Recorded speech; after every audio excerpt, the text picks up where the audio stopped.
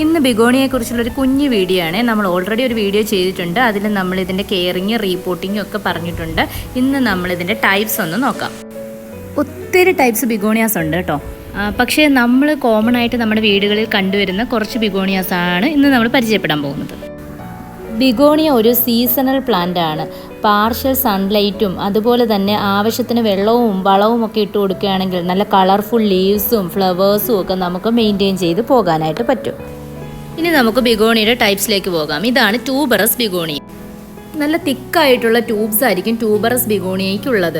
ഈ ട്യൂബ്സിലാണ് plant water nutrients ഒക്കെ save ചെയ്ത് വെക്കുന്നത്. ഹാങ്ങിങ് പോട്ടിൽ സെറ്റ് ചെയ്തിടാൻ പറ്റിയ ട്യൂബറസ് ബിഗോണിയ ജൂലൈ മുതൽ സെപ്റ്റംബർ വരെയാണ് പൂക്കൾ ഉണ്ടാകുന്നത്. ഇതാണ് ഫൈബ്രസ് ബിഗോണിയ. ബിഗോണിയ ഫാമിലിയിൽ കൂടുതൽ ഫ്ലവേഴ്സ് ഉണ്ടാകുന്നത് ഈ ടൈപ്പ് പ്ലാന്റിലാണ്. വാക്സ് ബിഗോണിയ എന്നും കൂടി അറിയപ്പെടുന്ന ഫൈബ്രസ് ബിഗോണിയയുടെ ഫൈബ്രസ് റൂട്ട്സ് ആണുള്ളത്.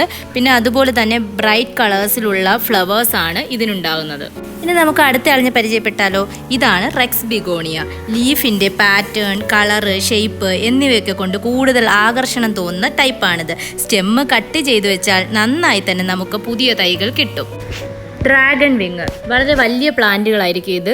കൂടുതൽ ഫ്ലവേഴ്സ് കാണും. അതുപോലെ തന്നെ റെഡ്, പിങ്ക്, വൈറ്റ് കളേഴ്സിലായിരിക്കും കൂടുതലും കാണുന്നത്. 2 ടൈപ്പ് ബിഗോണിയകൾ ക്രോസ് ചെയ്തുണ്ടാക്കുന്ന ഒരു ടൈപ്പാണിത്.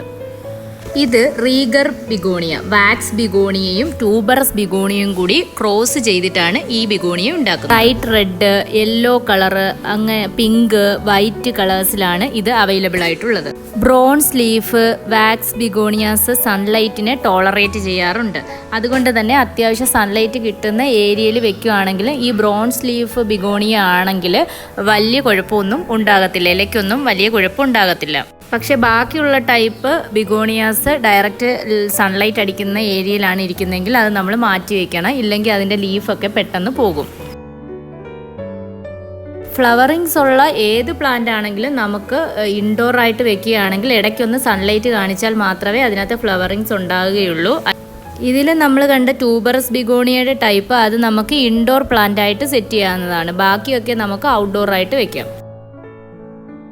നല്ല സോഫ്റ്റ് ആയിട്ടുള്ള ലീവ്സ് ആണ് ഇതിനുള്ളത്. അതാണ് ഒരു ഹെൽത്തി പ്ലാന്റിന്റെ ആദ്യ ലക്ഷണവും. ഫ്ലവറിങ്സ് ഒക്കെ വന്നു പോയി കഴിഞ്ഞ് സീസൺ കഴിഞ്ഞ് കഴിയുമ്പോൾ നമുക്ക് ആ ഫ്ലവറിങ്സ് വന്ന ആ ഒരു തണ്ടിന് താഴെയായിട്ട് നമുക്ക് കട്ട് ചെയ്ത് വിടണം.